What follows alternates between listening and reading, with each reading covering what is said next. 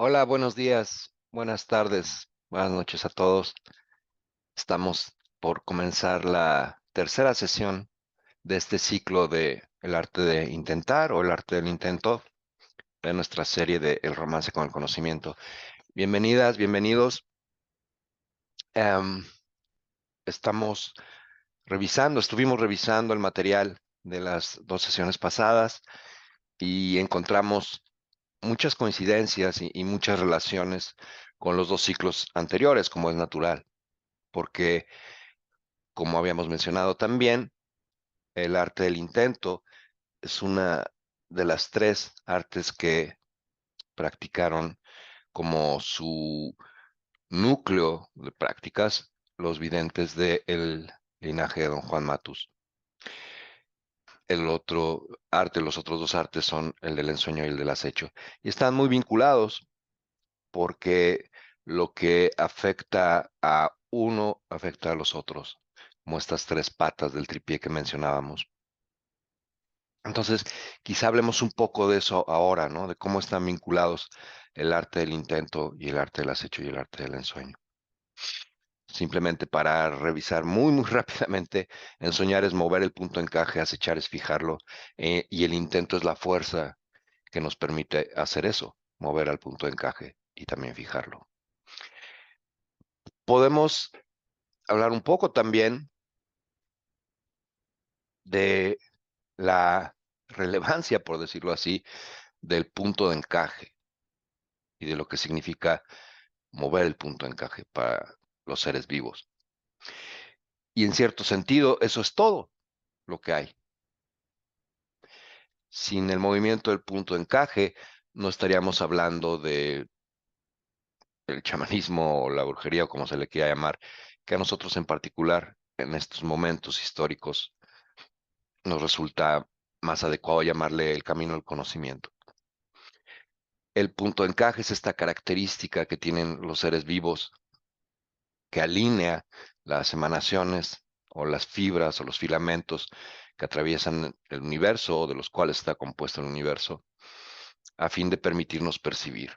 Al percibir generamos conciencia, que puede ser descrita en una de sus manifestaciones como un resplandor alrededor del punto de encaje. Entre más conciencia generamos, la conciencia en bruto se transforma en atención, es decir, una forma de conciencia más refinada.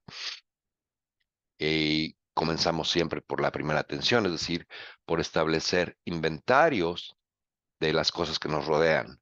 En el caso de nosotros establecemos un inventario de objetos concretos a través de la interpretación de la energía que hacen nuestros sentidos. Y esa primera atención es la plataforma para poder saltar a otro tipo de conciencia y de atención que serían la segunda atención o la conciencia de la segunda atención. La segunda atención lidia con todo lo que no es la primera atención y que es percibible por los seres humanos, aquel ámbito en el cual podemos establecer también un orden, como lo establecemos en la primera atención. Sin embargo, es de tal vastedad la segunda atención que necesitamos acotarla a una parte equivalente a la que percibimos en la primera atención.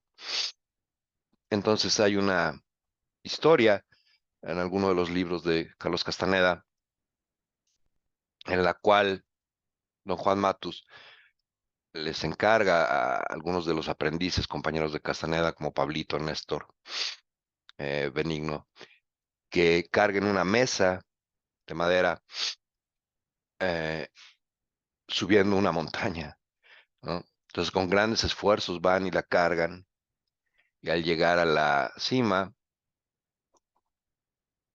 les explica a don Juan que esa mesa es el tonal, es decir, la primera atención, lo que conocemos como el mundo ordinario o el mundo de todos los días.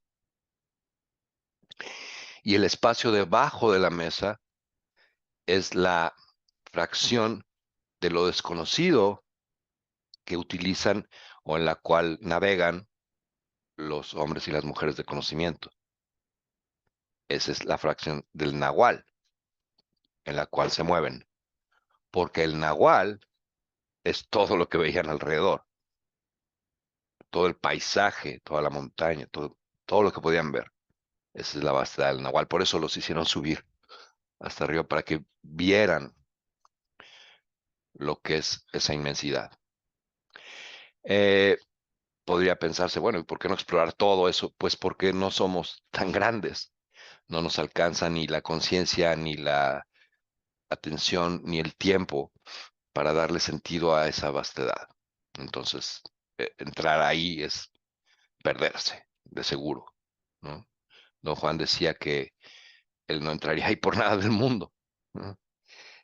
Entonces, en ese equilibrio proporcional entre lo que manejamos en lo conocido, dándonos la pauta para limitar lo que también manejamos en lo desconocido, está el secreto de todo, en ese balance. Establecer ese equilibrio es ser un guerrero viajero. Ujú. Y todo esto se hace posible por el intento, porque cualquier cosa que nosotros pretendamos lograr, o cualquier proyecto que establezcamos en la primera o en la segunda atención, o al tener vislumbres de la tercera atención, de lo que no se puede conocer, necesita por fuerza la intervención del intento, la intervención consciente y deliberada del intento. Entonces, hay 4 etapas en la relación que un ser humano establece con el intento, con el espíritu, como se le quiera llamar, pero aquí lo vamos a llamar intento, ¿no? Em, la primera etapa es cuando el vínculo está herrumbrado, digámoslo así, no es confiable. Entonces, en esa etapa hay que limpiarlo y tenemos incluso un pase o una serie de pases energéticos que hablan de esa limpieza, y al escenificarla, usando el organismo como expresión del cuerpo, visto como energía, estamos en realidad conectándonos con el intento y limpiando ese vínculo. Pero desde luego, en cualquier cosa que hagamos podemos limpiar ese vínculo, utilizar la actividad en la que estamos empeñados como un vehículo para limpiar nuestro vínculo con el intento. Cualquier cosa puede servir, depende de cómo lo hagamos. Una vez que se limpia más el vínculo con el intento, se vuelve más confiable y podemos entonces comenzar a escuchar, digámoslo así, ¿no? La presencia del intento. Y en una tercera etapa, aprendemos a manejarlo. En la etapa final, aprendemos entonces a seguir los designios del intento en grande, o en otras palabras, a volvernos uno con él. Estamos hablando de, sí, de una disolución de la personalidad habitual que se mueve a traspiés o a veces en contra o a veces a favor del intento, pero sin una deliberación, sin una conciencia de lo que estamos haciendo. Es más bien al azar, rebotamos de un lado al otro. Entonces, a ese nivel es fundamental que establezcamos esta relación con el intento y vayamos por estos pasos. Ahora bien, como en todo lo que tiene que ver con el camino del conocimiento, las cosas pueden ser vistas de manera lineal y al mismo tiempo no son lineales. Suceden también simultáneamente. Otro ejemplo es la pequeña lista de los 4 enemigos de el hombre de conocimiento, la mujer de conocimiento, que son el miedo, la ambición, el poder y la vejez, que se presentan de manera sucesiva, pero al mismo tiempo de manera simultánea. En cada uno de nuestros actos está presente un aspecto del miedo, un aspecto de la claridad, del poder y de la vejez. Podría sorprender un poco lo de la vejez, pero estamos envejeciendo todo el tiempo. Y a nivel celular, nuestras células están muriendo todo el tiempo. Millones y millones y millones de células. Entonces tenemos este proceso de envejecimiento a partir de, como ya hemos revisado en algún otro ciclo, de la entropía, del aumento de la entropía. Y también siempre hay un factor de miedo, uno de claridad y uno de poder. Lo mismo sucede con nuestra relación con el intento. En cada acto estamos en la capacidad de limpiar el vínculo, de tenerlo cada vez más limpio, por tanto, de usar al intento, de manejar nuestro intento y también de hacernos uno con él, también de seguir sus designios. Cuando hablamos de designios, hablamos de la diferencia entre el intento en grande, ¿no?, que es todo lo que nos rodea, como en esta montaña en la que subieron los aprendices, pero hablando en términos del intento, y nuestra presencia en el mundo, que es efímera y en comparación diminuta, ¿no?, no menos importante, pero sí diminuta. Por eso nuestra tarea o nuestra presencia en cada uno de los actos es más bien pasiva de alguna manera. No somos la parte activa. Sí, un poco. Y en ese poco radica el secreto. En que ese poco en el que somos la parte activa sea deliberado y consciente. Y es así de simple.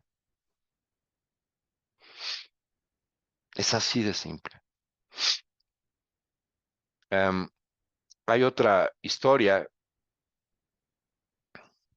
en la cual el nahual Julián Osorio lleva a su aprendiz, don Juan Matos, que era más joven en ese momento, a la vera de un río y lo empuja al río.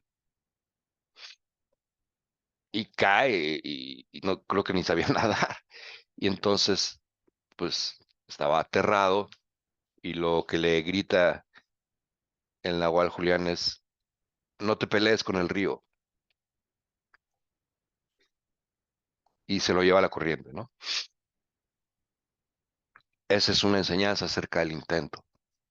El intento es el río y nosotros somos arrojados a este mar, que es también como el río, de la corriente infinita del intento, y no somos el capitán del intento en grande en ese sentido, pero sí somos el capitán de nuestra diminuta fracción de intento contenida en las vibraciones que están dentro del capullo luminoso que somos.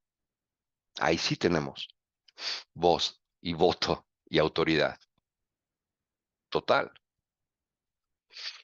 Entonces, en esta relación del intento en pequeño con el intento en grande es donde suceden todas las cosas, donde podemos mover el punto de encaje y fijarlo en nuevas posiciones. Y eso es todo, repito. ¿Qué podemos hacer entonces cuando somos arrojados la corriente del mar o del río de la vida, del intento? Pues podemos mover un poco el cuerpo como los atletas olímpicos de esta, no me acuerdo cómo se llama, de esta actividad en invierno que van como trineo, sí, pero van metidos, ¿no? Sled, algo así, no me acuerdo cómo se llama. Lo buscamos luego, ¿no? O si alguien sabe, me lo pone en el chat. Y que van así, ¿no? Totalmente contenidos en el espacio de ese bólido que va en un tobogán de hielo y no pueden hacer mucho, pero en cada sutil movimiento que ejecutan está la diferencia entre tener una dirección y una velocidad y una precisión en su trayectoria que establece la posibilidad no solo de no salir volando, ajá, sino de ir tan rápidamente y con tal eh, precisión que puedan ganar la medalla de oro, ¿no? Mucho es así el trayecto de el ser humano y la diferencia es que el guerrero se da cuenta de eso y actúa en consecuencia y establece estos sutiles cambios dentro de los muy estrechos límites en los que transcurre su vida. Entonces, a la pregunta de si tenemos un destino o no tenemos un destino, pues también la respuesta es equidinámica, es, está contenida en esta aparente paradoja. Sí, sí tenemos un destino y no, porque también somos artífices dentro de estos márgenes de lo que sucede y de lo que no sucede y de cuál es nuestro destino. Somos co-creadores de ese destino con el intento. Entonces hay un alternar entre abandonarse, porque no nos queda de otra, y asentir a la naturaleza de nuestro camino y de nuestro destino, marcado por fuerzas que determinan todo, y los ajustes que hacemos a fin de ser copartícipes en la creación del mismo. Hacer esos ajustes deliberadamente todo el tiempo es ser una guerrera o un guerrero. Bueno, si les parece, nos recordamos un poco los movimientos de la serie del intento que estuvimos practicando la vez pasada para seguir limpiando nuestro vínculo.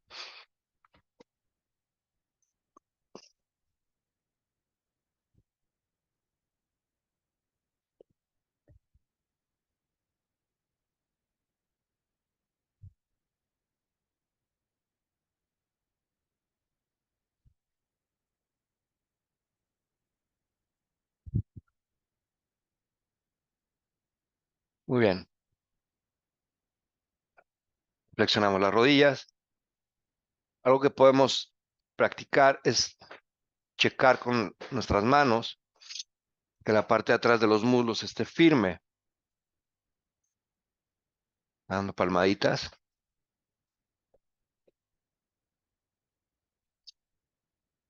Y comenzamos. Vamos a girar sobre las puntas de los pies, moviendo los talones de uno a otro lado.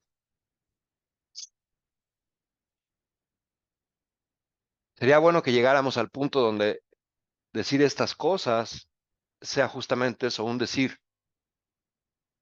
Estoy moviendo los talones de un lado al otro. Eso es solo una descripción de otra descripción, que es el organismo, de lo que en realidad es energía. Podríamos entonces decir o plantear la posibilidad de agitemos energía en la franja inferior de la esfera luminosa.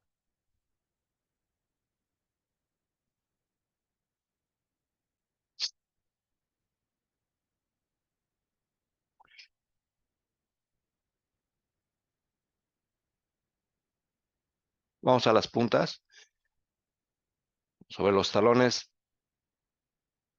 de un lado al otro las puntas.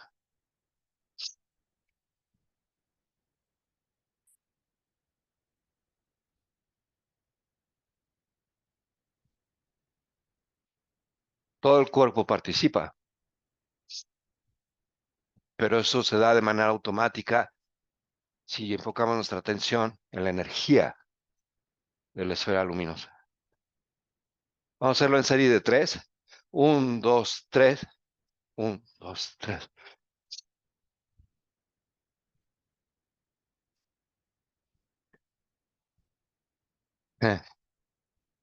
¿Y notan la diferencia de cuando enfocan su atención en la energía? El cuerpo inmediatamente se activa. Vamos a desplazarnos de lado, puntas, talones, punta, puntas, talones, punta.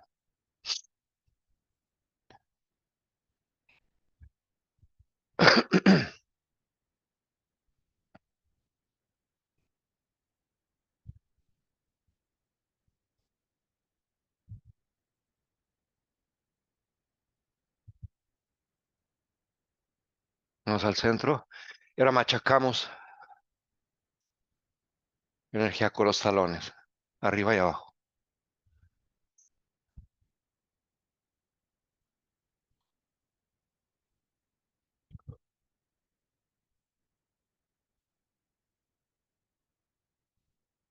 Hagamos series de 3. 1, 2, 3, 2, 3, 3, 3.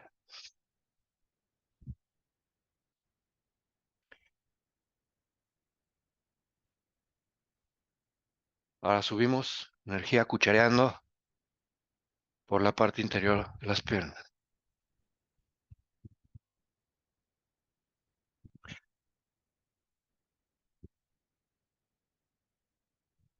Mm.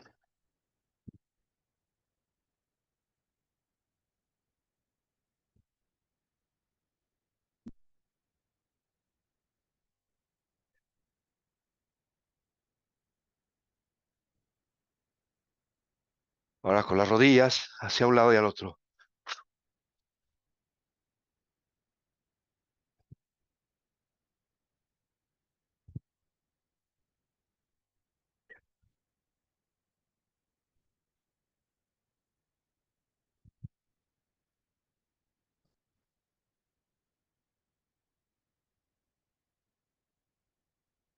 Ahora hacia el frente, las rodillas, las manos en garra.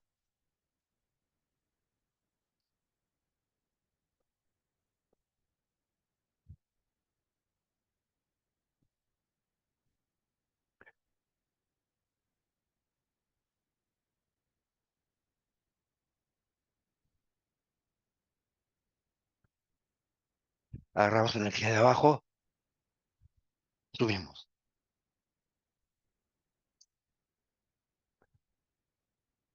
Intentando subir esa energía a los centros vitales.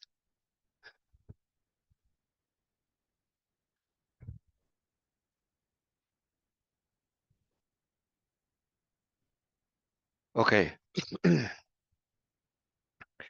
Una pausa. Respiramos.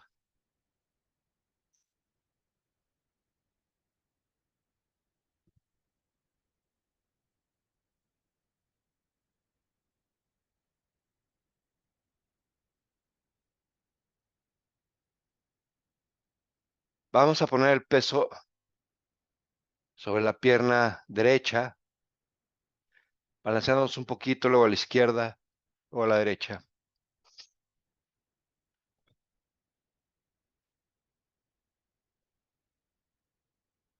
Y ahora nos quedamos con el peso en la pierna derecha y ponemos nuestra atención ahí, como si el pie tuviera unas raíces que van muy profundo en la tierra y la pierna siente sólida. Poco a poco vamos quitándole sustancia a la pierna izquierda, pero nuestra atención está en la firmeza de la raíz, de las raíces de la pierna derecha. Toda la atención está ahí. Poco a poco, como quien no quiere la cosa, subimos la pierna izquierda, pero la atención sigue en la derecha.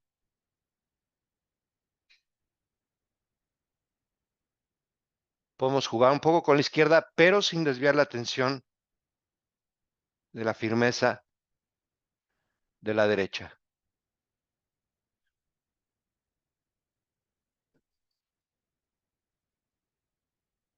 Posamos el pie izquierdo de nuevo y vamos a la izquierda.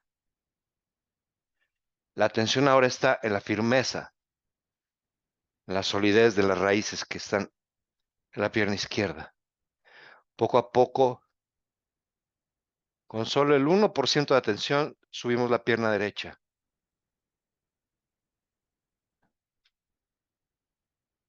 La atención está en la izquierda,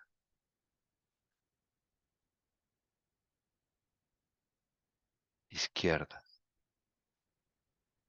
izquierda.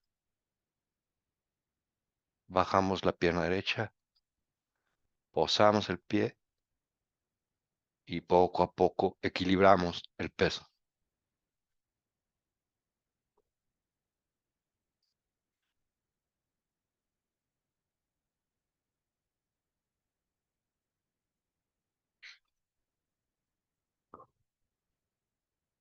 Listo. Ramo,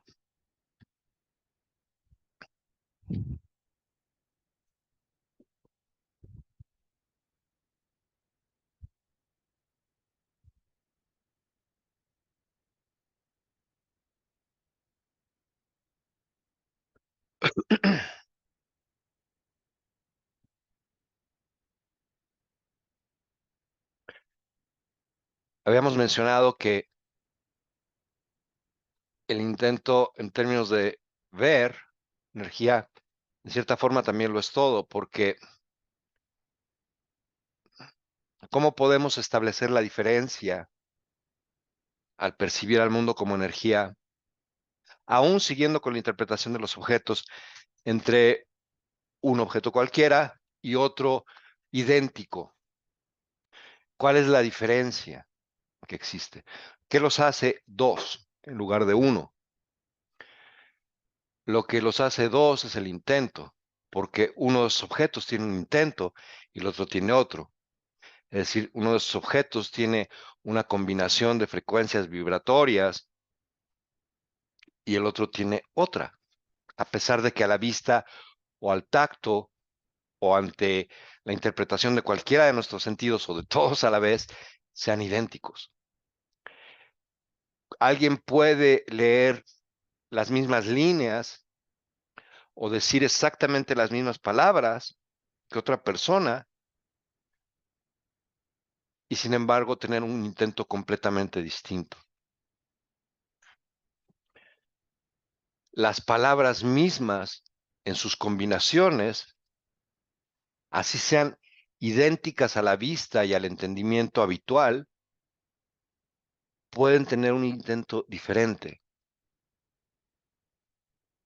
Ese es uno de los puntos clave en los libros, por ejemplo, de Carlos Castaneda. Estos libros le fueron encomendados por don Juan Matus, su mentor, como una maniobra de intento. Le pidió que no los escribiera como escritor, porque él ni siquiera era escritor, no tenía ese intento de ser escritor, sino como un acto de conocimiento, como un acto mágico. Y entonces lo que aprendió a hacer fue lo que después llamó leer de la pared, ¿no? Al final, ya que manejaba el intento a un nivel muy avanzado, podía ver una pared y de esa pared surgía un punto granate y de ahí se expandía, es una forma de escribirlo, y comenzaban a llegar las palabras. Estaba leyendo las palabras y simplemente las dictaba, las escribía a medida que las iba leyendo. Entonces las páginas de esos libros tienen un intento específico. No son las palabras concretas en sí, sino el intento que está detrás de ellas, lo que hace la diferencia. Esos libros en ese sentido no son ordinarios, tienen un intento diferente a prácticamente cualquier otro libro. Pero un ejemplo interesante de un libro que tiene un intento diferente también es el I Ching, este oráculo chino, que por una u otra razón, cuando se arrojan los tallos de Milenrama o las monedas que se pueden también usar para descifrar el hexagrama que corresponde, siempre parece acertado lo que dice, ¿no? Y siempre muy pertinente al momento en el que estamos. Es el famoso libro de las mutaciones, que tiene muchas ediciones, por cierto, y cada una de esas ediciones tiene un intento diferente. Entonces, hay algunas buenas y otras que no son tanto, ¿no? Así de constante es la presencia del intento en todo y de determinante, ¿no? Alguien nos puede estar mintiendo o tratando de embaucar con palabras que aparentemente suenan muy bien, pero al ver su intento, determinamos en un instante qué es lo que está sucediendo. O alguien puede parecer un embaucador, ¿no?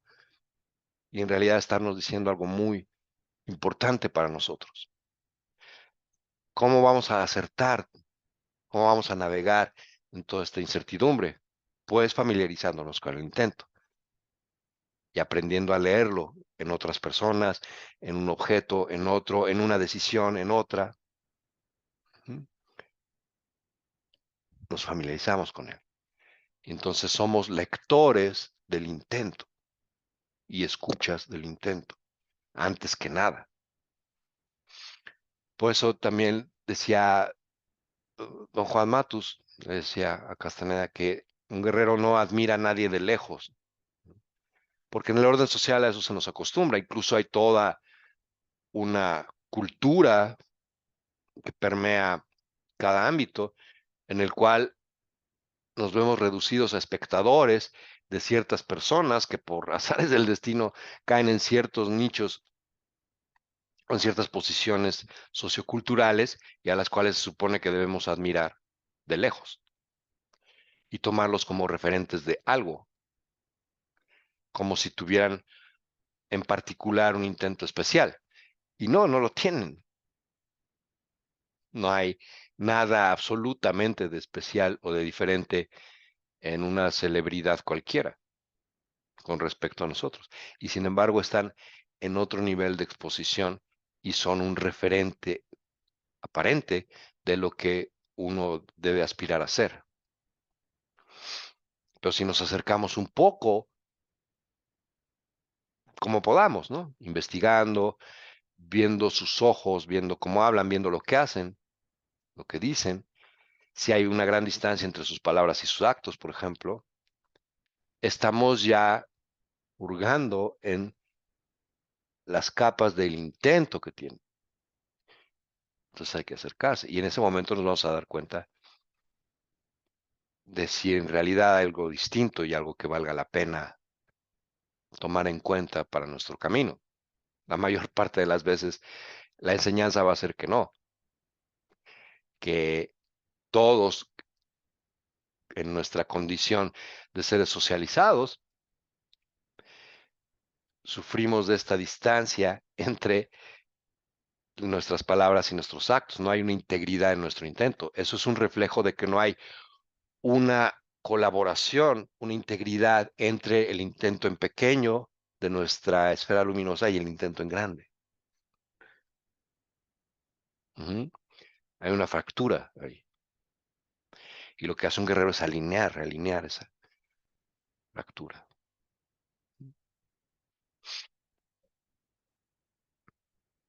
Ahora bien, como el intento está en todo, puede ser usado para todo y puede ser escuchado para todo también, a fin de seguir los designios del intento en grande.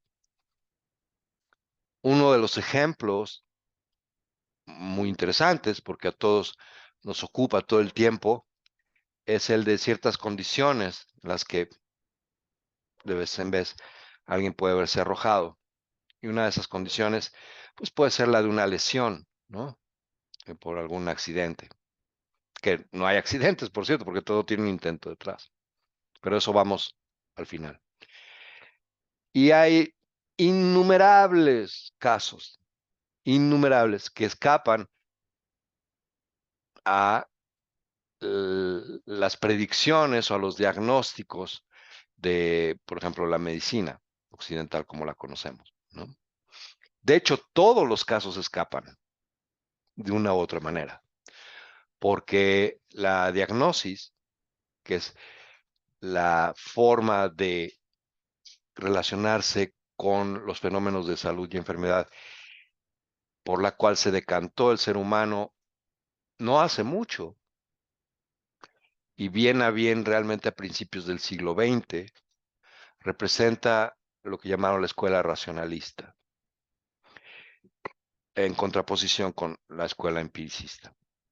Y lo único que hace es establecer un inventario eh, a partir del cual se establece una lucha a la vez contra cualquier síntoma o patógeno o condición que el organismo atraviese. Es una descripción, pero no una explicación de lo que está sucediendo. Uno de los casos que son interesantes dentro de estos incontables casos de intervención del intento es el de Joe Dispenza, que es un científico que ahora es líder espiritual y da charlas. Pero es una persona que se me hace interesante en términos de su historia. Y es que él sufrió un accidente, me parece que iba en bicicleta y lo atropellaron. Y al caer se fracturó la columna. Y bueno, lo llevaron al hospital, lo operaron, hicieron cuanta cosa y le dijeron que no iba lo más casi seguro a poder volver a caminar, ¿no? Por la lesión en la espina dorsal. Y estuvo en cama, en su casa ya eh, paralizado durante mucho tiempo. Y en ese lapso tuvo la oportunidad de reflexionar mucho e ir a profundidad, atravesando las capas de su diálogo interno, de las que estuvimos hablando la vez pasada y en el grupo también. Entonces pudo bucear y bucear y bucear cada vez más profundo. Y llegó al sitio del intento, de ver cuál era su intento. Entonces vio que tenía dos opciones, las cuales eran, por un lado, firmar el acuerdo de que él iba a quedar paralítico y él, por otro, no firmarlo. Y usar esa fuerza que descubrió en el fondo, por detrás de todas esas capas de diálogo, para sanarse, para renovarse, para rehacerse. Y escogió lo segundo. Y muy pronto se dio cuenta de que eh, si ponía su atención en esa fuerza, que él no sabía que se llamaba intento, eso equivalía a que su atención, su conciencia de ser, vibraba a la misma frecuencia que esa fuerza, en términos de intentar rehacer su sistema nervioso. Así nada más. Y también descubrió que todo a su alrededor y sus propios pensamientos eran un constante desafío en el sentido de que lo alejaban de ello, en el sentido de que lo jalaban y lo arrastraban para comenzar a pensar que no lo iba a poder hacer, que eso es absurdo, que eso no tiene que ver con la ciencia, que ese era su destino, que no podía hacer nada, que todos los que atravesaban esas circunstancias quedaban en efecto parapléjicos, etcétera, etcétera, etcétera. Todo el tiempo lo estaba jaloneando esa otra fuerza. Y llegó a la convicción de que la única manera de conseguir lo que deseaba conseguir era hacer caso omiso de eso y enfocarse y seguir enfocándose en el otro lado, en el lado de renovarse. ¿Cómo? ¿Quién sabe? Vibrando esa misma frecuencia. Y si se caía de inmediato, se levantaba y regresaba y regresaba y regresaba. No había tiempo para explicaciones o para discusiones con esa otra parte. Donde nos agarra el mundo, digámoslo así, donde nos agarra el carrusel del diálogo interno es cuando nos podemos a discutir con él, tratando de convencerlo de que está equivocado o lo que sea. Y lo manejamos y lo expresamos también en nuestras relaciones con otros, ¿no? No, el diálogo interno es algo en sí mismo, no va a cambiar nunca. Es como decirle a un frasco de mayonesa o a esta botella, cambia, cambia, no ves que no pasa nada. Se negó a discutir con eso. Cuando se sorprendía a sí mismo de nuevo en ese diálogo, simplemente se paraba y regresaba. 24 horas al día, 7 días a la semana. No tenía nada más que hacer, más que estar ahí acostado, paralizado. Y renovó por completo su sistema nervioso.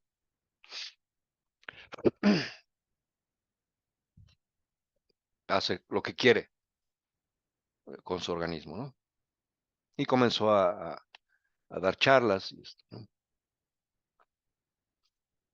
Y yo viví algo también de cerca con un familiar cercano, con mi hermano, muy similar, que fue atropellado en una carretera en medio de la nada y abandonado ahí. Y por milagro no murió. Un indio lo pasaba con su burro o su caballo por ahí, después de que ya había estado tirado a la orilla de la carretera, no sé si toda una noche. Y lo recogió y de alguna manera lo llevó a un poblado cercano donde pues, no podían hacer nada por él. De alguna manera lo subieron a un autobús y hizo un trayecto de toda una noche hasta la ciudad para que finalmente lo llevaran al hospital con fracturas múltiples de la pierna, todo esto, y sin un talón. El talón lo había perdido. Y después de una serie de operaciones, lo llevaron a casa de mi abuela y se acostó ahí en lo que se recuperaba, como Joe Dispenza, ¿no? No podía hacer nada. Y al no poder hacer nada, que eso es algo muy interesante también que podemos revisar, el valor de no hacer nada, pues lo único que tenía era tiempo para enfocarse. E hizo exactamente lo mismo que Joe Dispenza. Se enfocó en regenerar su talón, que ya no tenía. Y estuvo ahí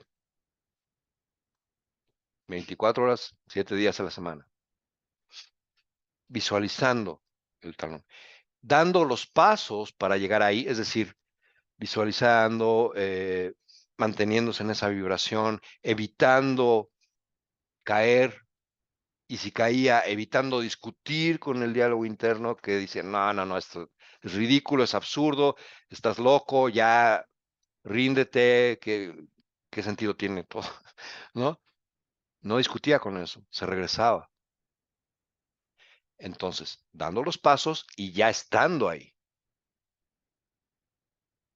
El intento es eso, el intento es dar los pasos necesarios, evitar la discusión con el diálogo interno, seguir en esa misma intensidad vibratoria, en esa misma intensidad de intentar y al mismo tiempo ya sentirse ahí,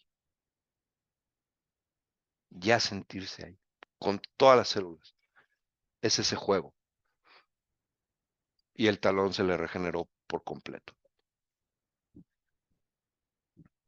Hay incontables ejemplos. Hay ejemplos de gente que muere clínicamente y regresa. Por eso. Hay de todo. ¿No? Y el ejemplo último que al menos yo he encontrado es lo que llaman en ese sentido saltar carriles o saltar surcos. Porque en la rueda del tiempo, que tuvimos todo un ciclo acerca de ello, están estos surcos, este número incontable de surcos en los cuales podemos ubicar nuestra percepción a fin de percibir el tiempo de muy diferentes maneras.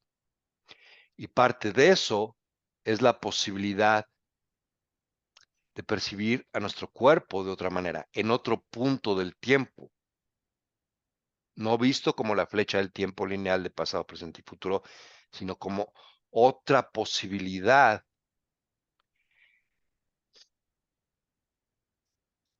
de ser expresado en otro flujo de tiempo. Para ser más claro, imaginemos que somos un árbol y los árboles tienen estos anillos concéntricos. Y el más pequeño, pues es cuando el árbol estaba joven. Pero ese anillo sigue ahí, en el árbol. No van desapareciendo los anillos, ¿verdad? Son la sustancia misma que crea el árbol. No cada vez que aparece un anillo, se esfuma el anterior y solo hay una corteza con vacío adentro.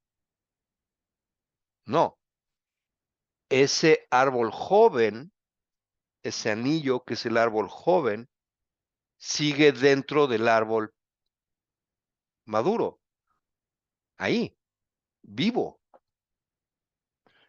Es un ejemplo.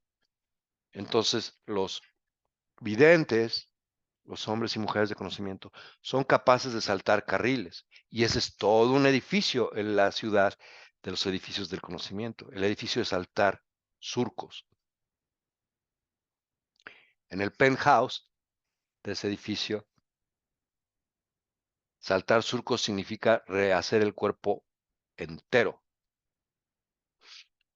lo cual atraviesa por un proceso que es como una, sí, es una muerte del organismo anterior y el advenimiento, pues, o la llegada de este organismo nuevo, que siempre estuvo ahí, como el anillo interior de un árbol, como una serpiente que cambia de piel y se renueva. Eso es saltar surcos. Y está en todos los niveles, como en todos estos edificios de los que hemos hablado. Podemos, en cualquier momento que sintamos que necesitamos un cambio, puede ser a nivel de la descripción orgánica, o nos podemos enfocar de preferencia en el ser energético, que está expresando eso a través de esta descripción, podemos saltar surcos, esa siempre es una opción.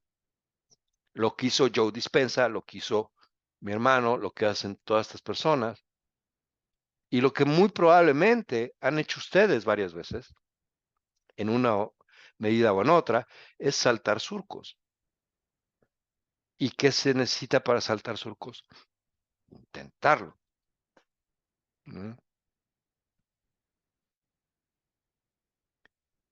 Empatar nuestra velocidad o frecuencia vibratoria con la del intento que está en ese surco, es una forma de decirlo. Uh-huh.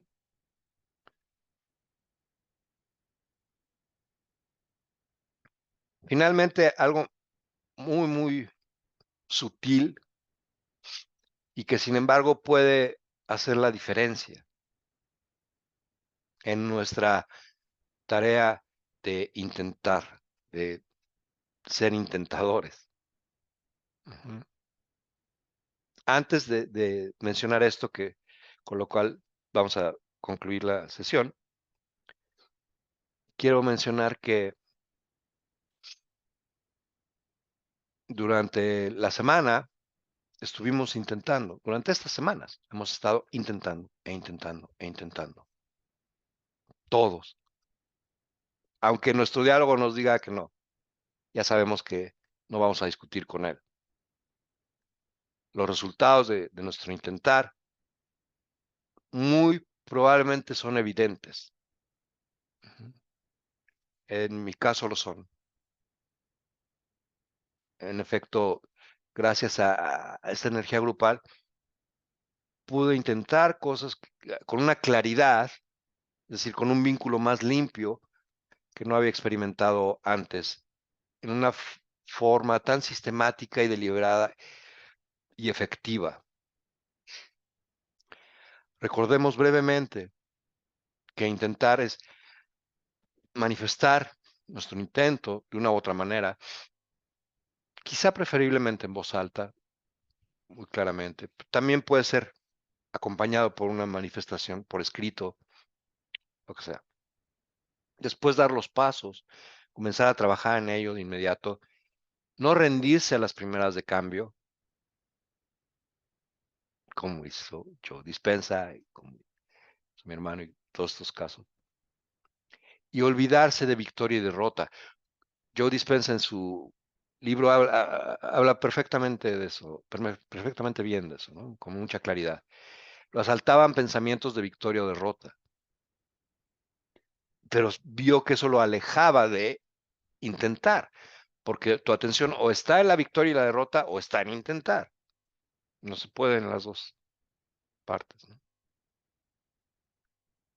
La victoria es intentar en sí mismo. Y eso implica que te olvidas.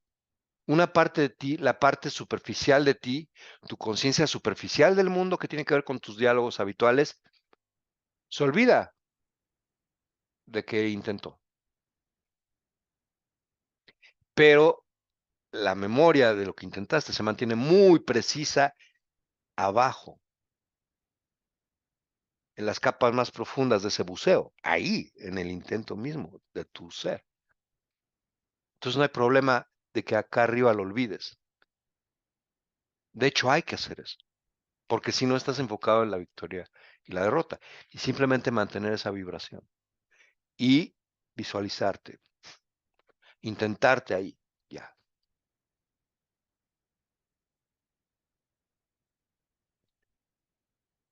Y de repente, un día, ya sucedió.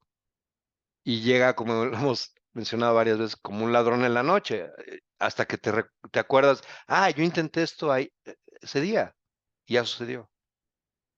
Me olvidé.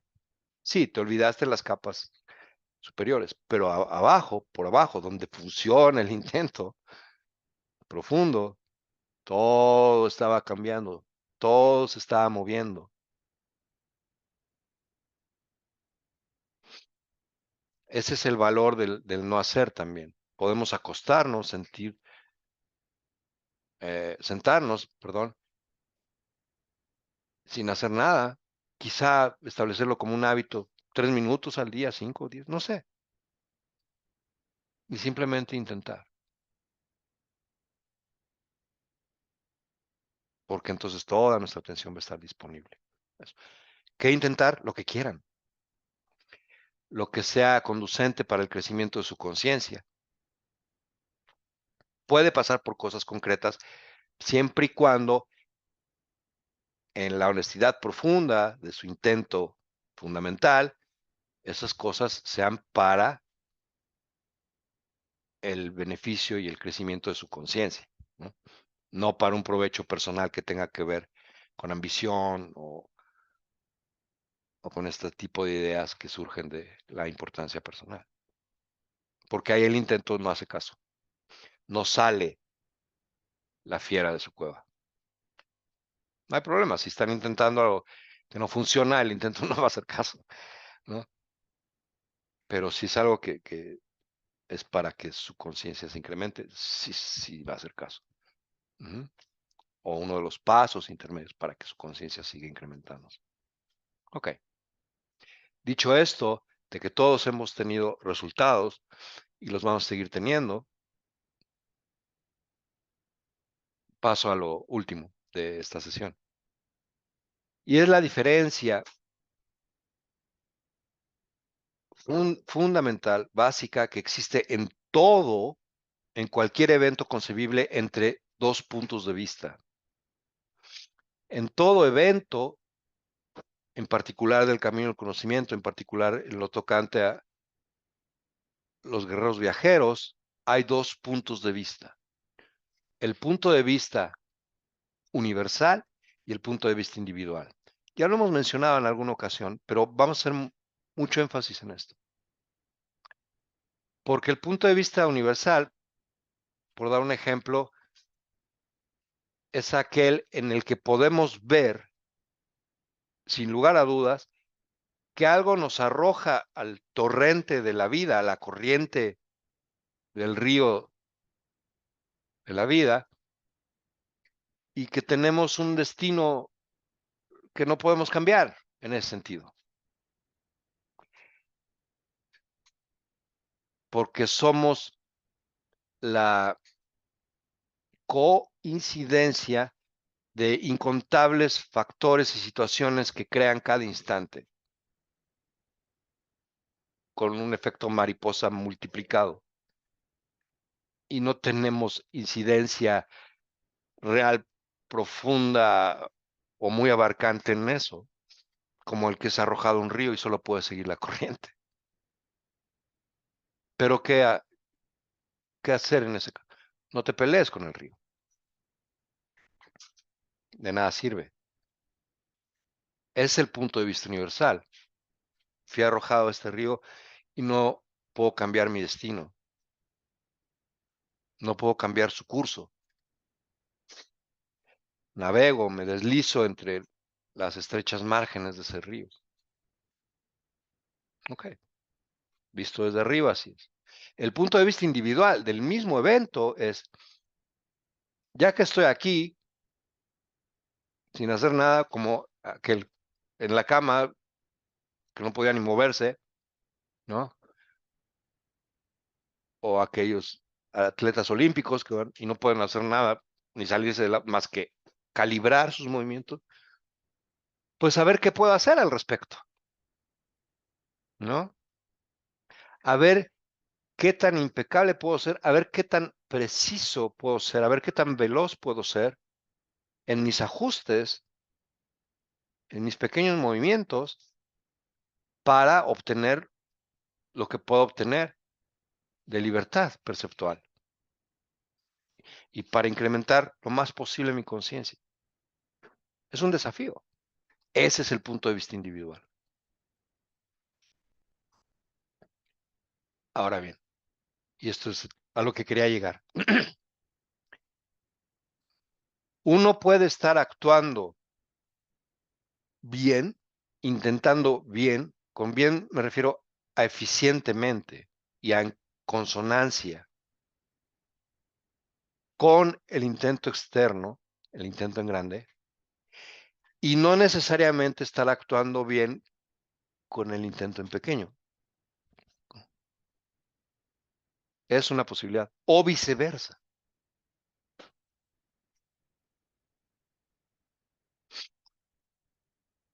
Por ejemplo, yo he estado en situaciones en las cuales, debido a que llevo una vida aquí en el modo del guerrero, intentando ser impecable, pues en efecto he sido impecable a lo largo de un buen periodo de tiempo en relación a cierta actividad, ¿no? Y en efecto he establecido una conexión clara con lo que tengo que hacer y con el espíritu y he dado mi mejor esfuerzo y más y he estado en paz con eso. Y he tenido resultados deseables a partir de eso y ha crecido mi conciencia.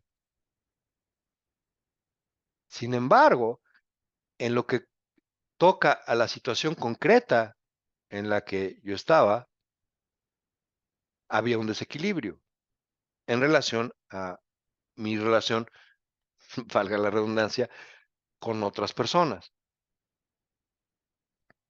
Yo estaba siendo impecable en términos de la visión o de la vista o el punto de vista universal. Sí. Y el espíritu o el intento responden a eso. Y entonces hacen eco de esa impecabilidad y proveen lo que es necesario para que tú sigas por donde vas. No falla. Estamos hablando de fuerzas conscientes. Sin embargo, en el microcosmos de mi punto de vista individual, todo era un desastre. Y yo me sentía muy mal y no sabía que estaba mal, porque yo sabía que estaba siendo impecable y estaban los resultados por fuera. Y me llevó mucho tiempo percatarme de que ambas esferas son interdependientes, mas no dependientes una de ella, de la otra, ni separadas. Uno puede estar actuando bien en términos de dejarse llevar por el río sin pelearse con él, que es lo que yo estaba haciendo, y sin embargo estar errado en sus movimientos pequeños, en sus calibraciones, porque puede uno confundir eso, que al menos es lo que me sucedió a mí, con importancia personal. Puede uno confundir cuidar su pequeño mundo desde el punto de vista individual con importancia personal. Y no es así. O puede pasar al revés, que es lo que habitualmente sucede en el orden social. Uno puede tener su pequeño mundo en orden, ¿no? Como estas personas son muy meticulosas, muy limpias y tienen un tonal agradable en ese sentido, y su conexión en grande con lo abstracto, olvidada. Y eso también es frustrante. ¿Quién no ha conocido a una de estas personas que tienen todo, no, y entra uno a su casa y, ay, qué maravilla, Pero si se cae una figurita de porcelana, se les cae el mundo. Eso es un ejemplo del opuesto. Tienen un sentido o un intento muy armonioso en el punto de vista individual y olvidado o desconectado desde el punto de vista universal. Ambas cosas funcionan como dos polos. Puede funcionar uno sin que funcione el otro. Lo ideal, evidentemente, es que funcionen los dos. Eso es importante. Podemos prestar entonces atención a eso durante la semana, si les parece. Ya estamos intentando, ya hemos limpiado nuestro vínculo con el intento, algo. Por tanto, ya podemos en grupo, que siempre son las cosas más rápidas en ese sentido, podemos intentar ya manejar el intento, pero siempre tomando en cuenta que hay estos dos espacios y siempre viendo las cosas desde el punto de vista universal y también desde el punto de vista individual e intentando mantener esta armonía entre ambos lados, entre ambos puntos de vista. El punto de vista del que ve que va Don Juan o uno mismo, ¿no? En el río y no se puede salir, y el punto de vista del que va en el río dice, ok, no me puedo salir, pero sí puedo moverme un poquito acá porque ahí está esta roca, ¿no? Y así no me pego con ella. Y eso no es importancia personal, esa es la individualidad, cuidar tu mundo. Ujú. Importancia personal sería pelearse con el río. Maldito río, te voy a derrotar, ¿no? O ponerte a discutir con él. Entonces, la propuesta es esa, hagamos eso. Sigamos intentando, sigamos limpiando nuestro vínculo y ahora tomemos en cuenta estos dos puntos de vista, el universal y el individual, en cualquier acto que tengamos y procuremos cuidar a ambos y ser impecables en ambos. ¿De acuerdo? Pues ese es entonces el material de esta sesión. Si tienen alguna pregunta o comentario, adelante rápidamente. Y si no, al grupo, como siempre.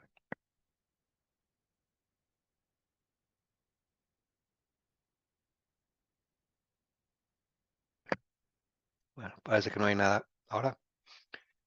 Ok, pues muchas gracias y nos vemos en el grupo y nos vemos en la próxima sesión. Gracias, Pilar. Un abrazo. Abrazo para todos también. Que estén bien. Chao.